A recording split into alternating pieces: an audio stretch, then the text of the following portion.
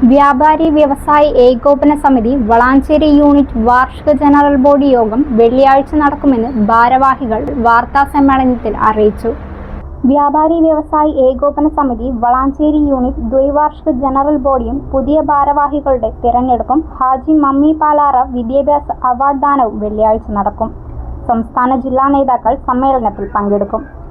വളാഞ്ചേരിയുടെ ചരിത്ര സാംസ്കാരിക വ്യാപാര മേഖലയെ പ്രതിപാദിക്കുന്നതും ആധുനിക കാലത്തെ വളാഞ്ചേരിയുടെ വികസന പ്രവർത്തനങ്ങൾ സൂചിപ്പിക്കുന്ന സപ്ലിമെന്റ് പത്രത്തിന്റെ ആദ്യ പതിപ്പ് നഗരസഭാ ചെയർപേഴ്സൺ ഹസീന വട്ടോളിക്ക് കൈമാറി. സംസ്ഥാന തലത്തിൽ ആദ്യമായി വളാഞ്ചേരിയിൽ 70 വയസ്സ് തികഞ്ഞ മുഴുവൻ വ്യാപാരികൾക്കും പ്രതിമാസ പെൻഷൻ പദ്ധതിയുടെ പ്രഖ്യാപനവും ജനറൽ ബോഡിയിൽ വെച്ച് നടത്തും. അതോടൊപ്പം ഞങ്ങൾ ഈ ജനറൽ ബോഡിയിൽ ഒട്ടനവധി ജീവകാരുണ്യ പ്രവർത്തനങ്ങൾ കഴിഞ്ഞ കാലങ്ങളിലൊക്കെ ഞങ്ങൾ ഈ മേഖലയിൽ നടത്തിയിട്ടുണ്ട്. വ്യാപാരികൾക്കും പൊതുസമൂഹത്തിനും.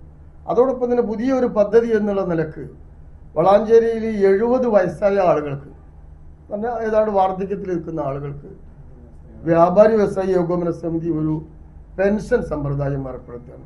സംസ്ഥാനത്ത് ആദ്യമായി വ്യാപാരി വ്യവസായിയുടെ മെമ്പറും 70 വയസ്സായ മെമ്പറും മുഴുവൻ ആളുകൾക്കും മാസാന്തം ഒരു പെൻഷൻ സമ്പ്രദായം സംഘടന വകയായി വളാഞ്ചേരിയിൽ ഏർപ്പെടുത്തുകയാണ്.